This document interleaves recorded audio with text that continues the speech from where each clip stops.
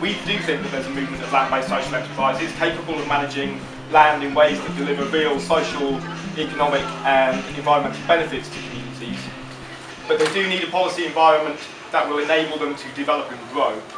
And we want to help to build that movement and to start asking some of the hard questions that will enable us to rethink, perhaps to unthink our current policies and attitudes to land so that we can make land work for everybody. We need to develop what I call land literacy. This is a long and slow process, but it's not hard. We need to have an ability, a far better ability to understand the role that land plays in policies, legislation and administrative decisions that are taken every day. When we want the land, what are we going to do with the land? How are we going to make sure that this is community owned, it's for communities, or it feels like it's for communities, whether it's emotionally owned or legally owned?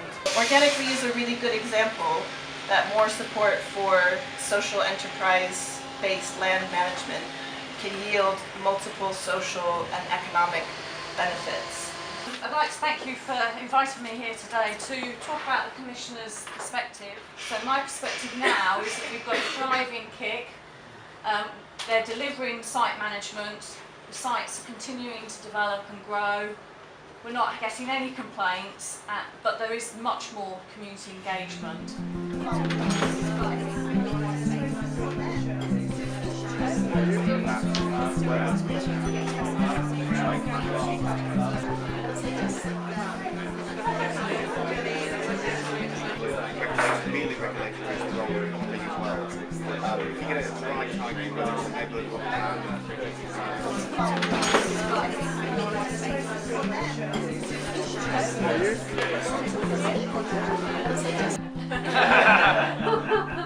And make big asks, because you'll not get that big ask, but how far down might you get? And I think my experience is that people have got much more radical perspectives on the kind of change that's needed than we might often think.